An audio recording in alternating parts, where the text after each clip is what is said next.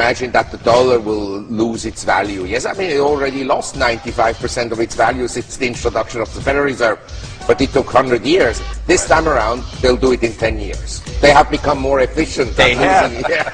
Mark thinks they're going to create inflation. Now, the precedent of Japan suggests that these guys are muppets. The precedent of Japan suggests that when it comes to the organization of economic affairs, if you allow leverage in your society to breach a certain level, we're not sure what that level is, but let's call it 200 or 230% of GDP, then what happens is monetary policy doesn't work. Fiscal policy doesn't work. So Japan is an example where we've had hideous politicians and hideous intervention. They've had helicopters. They have distributed free money to all of their citizens. They've built bridges to nowhere. And prices are falling, and they look set to fall further. This decade, NIA believes the U.S. will experience an outbreak of hyperinflation that will cause the U.S. dollar to become worthless. Most economists believe the U.S. is more likely to experience a lost decade of deflation, similar to Japan after the bursting of their bubble economy. In Japan, even with prices deflating, many Japanese today are being forced to live in internet cafes or closets. In Tokyo, there are hundreds of cyber cafes like this one that offer overnight deals. You can stay in your own cubicle with unlimited net access, free drinks and an easy chair to sleep on, all for about £8. And without a place to stay, for Nagasaki, this was better than sleeping on the streets. This was home for Hidefumi Ito. The size of a closet, it had what he needed most, an internet hookup and computer to job search. Ito rented this net room for around $20 a day after he lost his art gallery director job, his expensive home, and went bankrupt. Then his wife and 3 children left him. With average GDP growth of 10% in the 1960s, 5% in the 1970s, and 4% in the 1980s, Japan's GDP grew to the second largest in the world. However, during the years 1986 to 1991, a bubble formed in Japan. The Nikkei stock index nearly quadrupled in 5 years to reach a high in 1989 of 38,957. Altogether, between the years 1955 and 1990, Japan's stock prices appreciated 100 times in value and land prices increased 70 times in value. By 1993, Japan's bubble burst with both stock market and real estate prices being cut in half. Throughout the 1990s, Japan experienced deflation, high unemployment, and no economic growth, which led to the Bank of Japan deciding to lower interest rates in 2001 down to 0%. Despite 0% interest rates for many years, the Nikkei fell to a 26-year low in October of 2008 of 6,994, a shocking decline of 82% from its high 19 years earlier. A large part of Japan's savings has been wiped out, and many Japanese can no longer afford to retire. Setsuko Katayama is part of a growing trend proving to be at least a short-term fix. At 68, she is one of more than 3,500 elderly people working at this burger chain alone. The oldest is 84. All across the country, people are giving up retirement to keep making ends meet. While that's good for the economy, many elderly people would logically rather be enjoying their golden years somewhere else. Japan's official debt-to-GDP ratio is currently 203% compared to the U.S. debt-GDP ratio of 91.5%. This has led to hundreds of NIA members asking us why we believe the U.S. will experience hyperinflation while Japan has experienced decades of deflation. About 95% of Japan's debt is held domestically within the country. Although Japan's savings rate has declined in recent years, down to 3% due to their aging population and their retirement age being raised to 65, Japan's savings rate averaged above 10% for many decades, and during the mid-1970s averaged above 20%. The Japanese built a large pool of savings that allowed their government to borrow from its own citizens. The U.S. government, on the other hand, has borrowed $4 trillion from foreigners, including nearly $1 trillion from Japan. Foreigners currently hold about $10 trillion in U.S. dollar-denominated assets. Because of the dollar's status as the world's reserve currency, these dollars are being hoarded by foreigners and aren't chasing goods and services here in America. With the phony U.S. economic recovery beginning to lose steam, NIA believes the world will soon wake up and realize that U.S. budget deficits are poised to explode to new highs this decade due to the rising interest payments on our national debt and rising entitlement spending.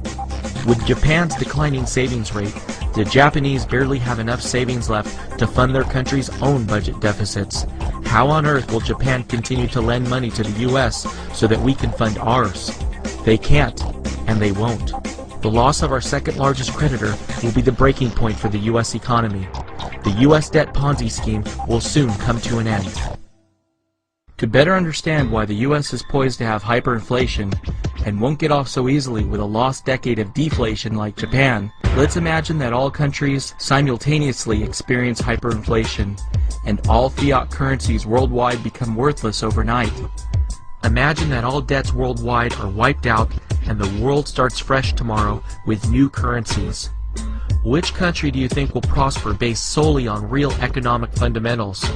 A country with Toyota and Honda, two automobile manufacturers that combined for a net income in fiscal year 2008 of $23.2 billion? Or a country with GM and Ford, two automobile manufacturers that combined for a net loss in fiscal year of 2008 of $45.5 billion. If it wasn't for government bailouts, GM and Ford would be out of business today, and without the U.S. having the world's reserve currency, it won't be possible for the U.S. to make any more bailouts in the future. If we start over from scratch, Japan will still have its television manufacturers like Sony, Mitsubishi, Hitachi, Panasonic, Funai, Sharp, and Toshiba. The U.S. doesn't have any television manufacturers, and Americans won't have any way of importing televisions. Japan had a huge trade surplus in fiscal year 2009 of $56.2 billion, while the U.S. had a gigantic trade deficit of $374.9 billion. Both countries import most of the oil they consume, but while Japan can afford to pay for its oil by exporting automobiles and televisions, the U.S. has only been able to afford its oil imports by exporting inflation. In just the first 5 months of 2010, the U.S. had a $7.6 billion trade deficit with Saudi Arabia, more than double its trade deficit with Saudi Arabia of $3.5 billion during the first 5 months of 2009.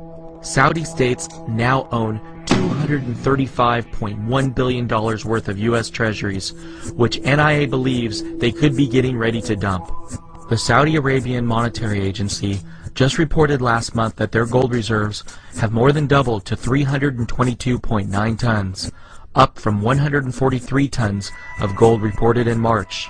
Clearly, Saudi Arabia believes their U.S. dollar reserves are about to lose their purchasing power, and they are trying to hedge against it by diversifying into gold.